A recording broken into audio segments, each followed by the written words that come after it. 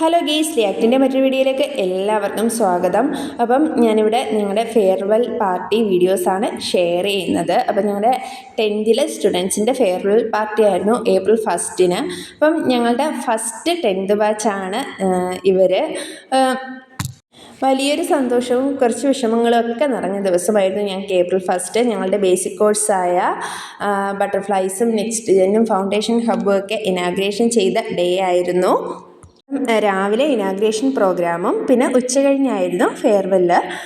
നമ്മളൊരു ഈശ്വര പ്രാർത്ഥനയോട് കൂടിയാണ് നമ്മുടെ ഫെയർവെല്ല് തുടങ്ങിയതിന് ശേഷം ഒരു ചെറിയ കേക്ക് കട്ടിങ്ങും DJയും ഫുഡും പിന്നെ കുറച്ച് ഫോട്ടോസും പിന്നെ ഒരു വർഷത്തെ നമ്മുടെ ടീച്ചേഴ്സിൻ്റെ ആയാലും കുട്ടികളുടെ ആയാലും അവരുടെയൊക്കെ അനുഭവങ്ങളും ഒക്കെ വെച്ചുകൊണ്ടായിരുന്നു നമ്മുടെ പ്രോഗ്രാം. ഭയങ്കര സ്ട്രിക്റ്റാ അങ്ങനെ ഒന്നുമില്ല ഇവിടെ. എനിക്ക് അത് പറഞ്ഞുതരാൻ അറിയത്തില്ല. ഭയങ്കര ഫ്രണ്ട്ലി ആയിട്ട് ഇപ്പൊ ITs ആണെങ്കിൽ പോലും നമ്മളെ സപ്പോർട്ട് ചെയ്ത് എല്ലാ കാര്യത്തിലും ഇതാക്കി നിർത്തും. എനിക്ക് അങ്ങനെ തെറ്റായിട്ടൊന്നും തോന്നുന്നില്ല. എനിക്ക് അടുത്ത വർഷം വേറെ സ്ഥാപനത്തിലോട്ട് പോകുന്നതാണ്.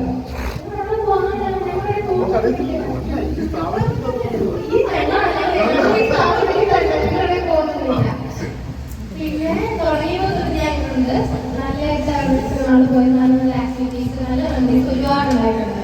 കരോണ പോയിട്ട് നമ്മുടെ സെലിബ്രേഷൻ അല്ലാതെ മറ്റേ ഗ്ലോബൽ പാരൻസ് ഡേ ആഘോഷിച്ചു. അങ്ങനെ ഒത്തിരി നല്ല നല്ല മെമ്മറീസ് കിട്ടിയിട്ടുണ്ട്. അതുപോലെ കുറേ നല്ല ഫ്രണ്ട്സിനെയും അതുപോലെ ക്ലാസ് മാത്രമല്ല അതുപോലെ നമുക്ക് മെന്റലി ഫിസിക്കലി എല്ലാം സ്റ്റേബിളായിട്ട് നിൽക്കാൻ പറ്റുന്ന രീതിയിലുള്ളതും അത് കുറേ നല്ല നല്ല കാര്യങ്ങൾ കിട്ടിയിട്ടുണ്ട്. മോശം കാര്യം എന്ന് പറയാൻ അങ്ങനെ ഒന്നുമില്ല. ചെറിയ അവിടെ കാര്യങ്ങളായിട്ട് ഞങ്ങൾ തമ്മിലുണ്ടാക്കുന്നത് വേറെ പ്രശ്നമൊന്നുമില്ലായിരുന്നു. എല്ലാം നല്ലൊരു വർഷമായിട്ടാണ് ഞങ്ങൾ 10th ക്ലാസ് ഞങ്ങൾ എൻജോയ് ചെയ്തത്. ഇവിടെ നല്ലതായിട്ട് കുറേ നല്ല ആക്ടിവിറ്റീസ് എനിക്ക് സ്കൂളിലേക്കാളും ടൈം കൂടുതൽ സ്പെൻഡ് ചെയ്തത് ഇവിടെ ആണ്. രാവിലെ കഴിഞ്ഞിട്ട് രാത്രിയിൽ ഫുൾ ടൈം ഉണ്ടായിരുന്നു. ലാസ്റ്റ് അടിപൊളിയായിരുന്നു. ഫുൾ ടൈം നല്ല രസമായിരുന്നു. നല്ല എൻജോയ്മെന്റ് ആയിരുന്നു. പഠിത്തം മാത്രമല്ല നല്ല നല്ല എന്താ സംസാരിച്ച് കളിച്ച് നല്ല നല്ല ആക്ടിവിറ്റീസ് ഒക്കെ ചെയ്ത് നല്ലതായിട്ട് പോയതാണ്. നല്ല രസമായിരുന്നു. നല്ല ഇമ്പ്രൂവ്മെന്റ് ഉറപ്പാണ്.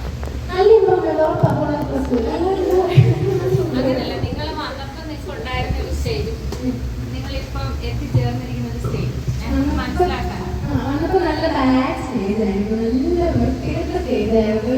ഒട്ടും എനിക്ക് 9th ക്ലാസ്സിൽ പോയിട്ടില്ല. 10th ക്ലാസ്സിൽ കയറിയിട്ട് അങ്ങനെ ഒട്ടും ബേസ് ഇല്ലാതാണ്. പക്ഷെ ലാസ്റ്റ് ആയപ്പോൾ തന്നെ ഒരു ക്വസ്റ്റ്യൻ കിട്ടിയാലും പെട്ടെന്ന് ചെയ്യാൻ പറ്റുന്ന രീതിയിലോട്ടായിട്ടുണ്ടായിരുന്നു. എക്സാം ഒക്കെ ഭയങ്കര എളുപ്പമായിട്ട് ടൈം മാനേജ്മെന്റ് നല്ല കിട്ടിയിട്ടുണ്ടായിരുന്നു. ടൈം മാനേജ്മെന്റ് ആണെങ്കിൽ നല്ലതായിട്ട് എഴുതാൻ അറിയാമെങ്കിലല്ലേ ആ ഒരു ഇത് കിട്ടത്തുള്ളൂ.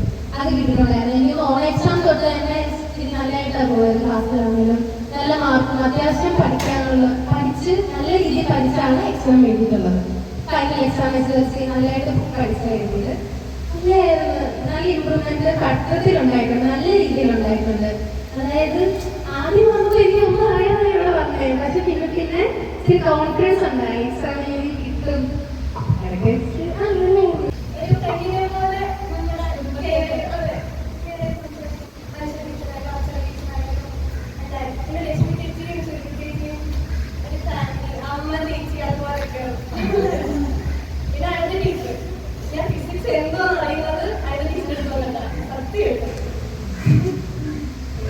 ഞാൻ ഓൺ എക്സാം വരുന്നത് എനിക്ക് ഫിസിക്സിന്റെ ന്യൂമറിയെ കുറിച്ചൊന്നും അതിന് സോൾവ് ചെയ്യാറില്ല.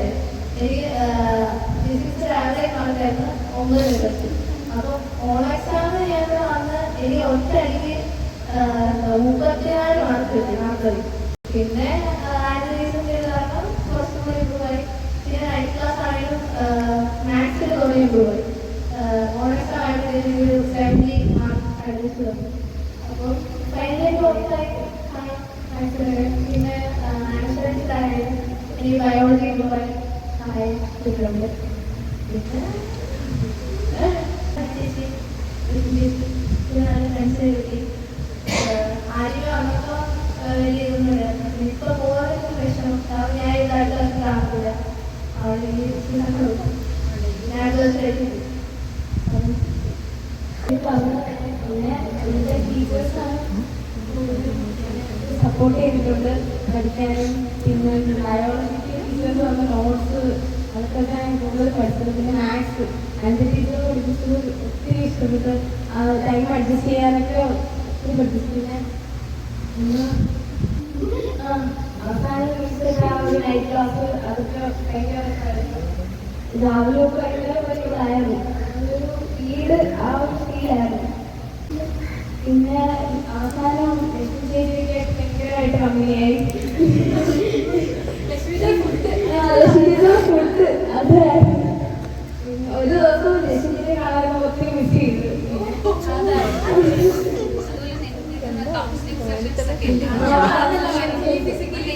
ഒത്തിരി മാറ്റം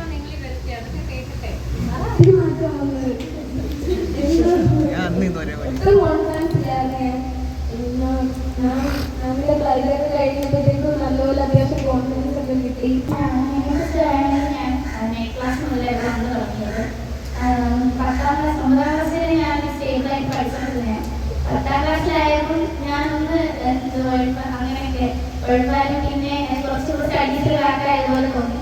എനിക്ക് ചിക്കൻ ബോക്സ് അങ്ങനെ കുറച്ച് അസുഖങ്ങളും കാര്യങ്ങളൊക്കെ പിന്നെ കുറേ ക്വസ്റ്റൻസ് ഒക്കെ എനിക്ക് മിസ്സായി. എനിക്ക് ക്രിസ്മസ് എക്സാം അറ്റൻഡ് എടുത്തില്ല. അപ്പോൾ എനിക്ക് എൻ്റെ ലെവൽ എന്താ, ഞാൻ എങ്ങനെ പഠിക്കുന്നത് എനിക്കൊന്നും മനസ്സിലാവാത്തൊരു ഇതില്ല. 10ാം ക്ലാസ് മുതൽ ട്യൂഷൻ പോയി തുടങ്ങിയ ഇവിടെ കൂടി 3 തരത്തിലുള്ള ട്യൂഷൻ പോയി. ആദ്യം ഓൺ എക്സാം വരെ ഒരിടത്ത്, പിന്നെ ക്രിസ്മസ് എക്സാം വരെ ഒരിടത്ത്. അത് കഴിഞ്ഞിട്ട് അവിടെ 2 ഇടത്ത് എനിക്ക് അങ്ങോട്ട് പറ്റുന്നില്ലായിരുന്നു.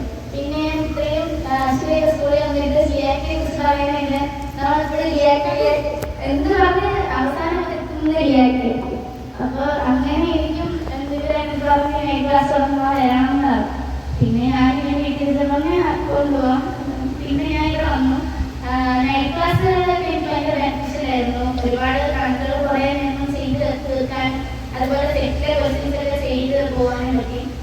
എന്നെ സംബന്ധിച്ചിടത്തോളം എനിക്ക് ചെയ്ത് പഠിക്കാൻ മടിയാവും കൊടുത്തില്ല.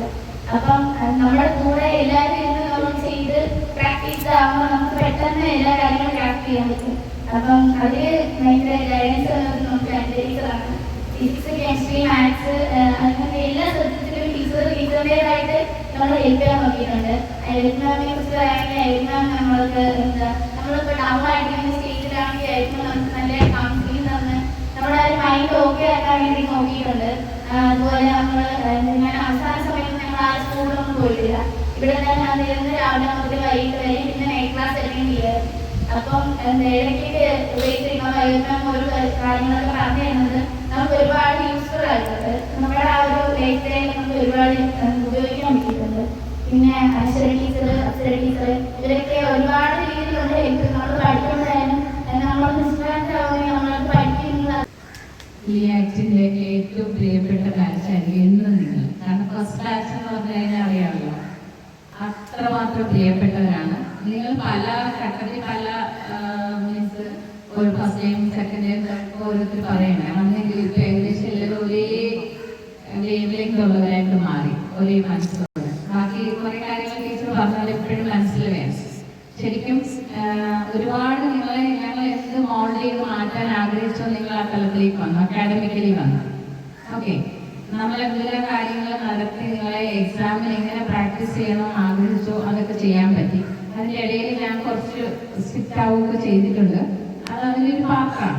നിങ്ങളെ അങ്ങോട്ട് കൊണ്ടുവരുന്നതിനുള്ള ഒരു പാർട്ടായിട്ട് കണ്ടാൽ മതി. ചിലപ്പോൾ നന്നായിട്ട് ക്ലാസ്സിൽ വഴക്കൊക്കെ പറഞ്ഞിട്ടുണ്ട്, അതൊക്കെ അവിടെ തീർന്നു. ഓക്കെ, അതൊന്നും അങ്ങനെ മനസ്സിൽ ടീച്ചർ ഇങ്ങനെ വിചാരിക്കേണ്ട, സിമ്പിളാണ് ഞാൻ.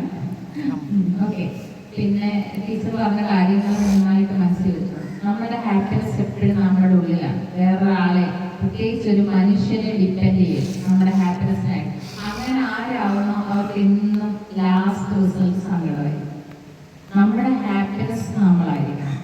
വേറൊരാളാണ് അയാളെ ഡിപ്പെൻഡ് ചെയ്ത് ശീലിച്ചു കഴിഞ്ഞാൽ നിരാശയായിരിക്കും ഫലം. കാരണം എന്താ, എന്തുകൊണ്ടാണ്? എല്ലാവരും ഇൻഡിവിജ്വലി ഡിഫറെൻ്റ് ആണ്. ഒരാൾക്ക് ഒരിക്കലും മറ്റൊരാളാവാൻ പറ്റത്തില്ല. നമ്മൾ ചിന്തിക്കുന്ന രീതിയിൽ മറ്റൊരാൾക്ക് ചിന്തിക്കാൻ പറ്റത്തില്ല. മനസ്സിലായി? നിങ്ങളുടെ പൊട്ടൻഷ്യൽ അങ്ങ് വിശ്വസിക്കുന്നതാണ്. ഓരോരുത്തർക്കും ഓരോ കഴിവുണ്ട്, അത് അവർക്ക് മാത്രമേ അറിയൂ. അതിങ്ങനെ ക്രൈസിസ് വരുമ്പോഴേ ആ കഴിവ് പുറത്തെടുത്തോളം ഇരിക്കരുത്. ആ കഴിവ് മനസ്സിലായി കാണാൻ പറ്റിയത്. പിന്നെ ഞാൻ ആദ്യം ഇവിടെ വന്നപ്പോൾ പഠിപ്പിച്ച് തുടങ്ങിയത് ശ്രുതി മിശ്രയായിരുന്നു. പിന്നെ ഞാൻ ക്ലാസ് എടുത്തുകൊണ്ടിരുന്നപ്പോൾ ലാസ്റ്റ് ആയപ്പോൾ എന്നോട് ഒരു ടീച്ചർ ചോദിച്ച്, നീ ഇതിനെ എല്ലാ പിള്ളേരെയും ഒരു ക്ലാസ്സിൽ ഇരുത്തി പഠിപ്പിക്കുന്നത്. അത് ഞാൻ പറഞ്ഞ അല്ല, ഇതെല്ലാം പിന്നെ ഒരുപാട് സന്തോഷം. പിന്നെ ഇനി ജീവിതത്തിൽ വിജയങ്ങളിലെത്താൻ കഴിയും.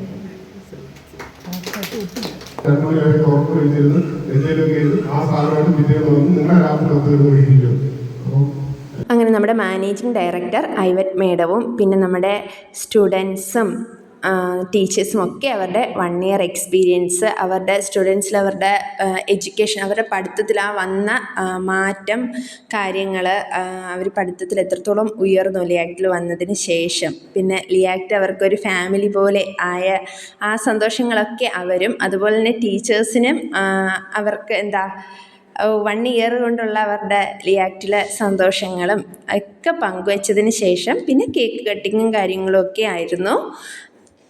പിന്നെ ഞങ്ങൾ ടീച്ചേഴ്സിന് അവരൊരു ഗിഫ്റ്റ് കൈമാറി. ശരിക്കും ഭയങ്കര സന്തോഷമായിരുന്നു കേട്ടോ ആ ഗിഫ്റ്റ്. ലിയാക്റ്റിൽ സ്റ്റാഫിൻ്റെ എല്ലാവരും കൂടെ ചേർത്തൊരു ഫോട്ടോ ഫ്രെയിമായിരുന്നു ആ ഗിഫ്റ്റ്. ഞങ്ങൾ ഭയങ്കര എക്സൈറ്റഡ് ആയിരുന്നു. ഞങ്ങളത് ഭയങ്കര ആകാംക്ഷയോടെയാണ് ആ ഗിഫ്റ്റ് ഓപ്പൺ ചെയ്തത്. അത് കണ്ടപ്പോഴും ഞങ്ങൾക്ക് ശരിക്കും പറഞ്ഞാൽ ഭയങ്കര സന്തോഷമായി. എല്ലാ സ്റ്റാഫിനും ഭയങ്കര സന്തോഷമായി. അപ്പോൾ അതിനുശേഷം ഒരു DJയും ഫുഡും പിന്നെ കുറച്ച് ഫോട്ടോ സെക്ഷനും കാര്യങ്ങളും ഒക്കെ ആയിട്ട് നമ്മുടെ പ്രോഗ്രാം അവസാനിച്ചു. അപ്പോൾ നമ്മുടെ ബേസിക് കോഴ്സിൻ്റെ ഇനാഗ്രേഷനും വിശേഷങ്ങളും സന്തോഷങ്ങളും ഒക്കെ ആയിട്ട് നെക്സ്റ്റ് വീഡിയോയിൽ കാണും വരെ ടാറ്റാ, ബൈ ബൈ.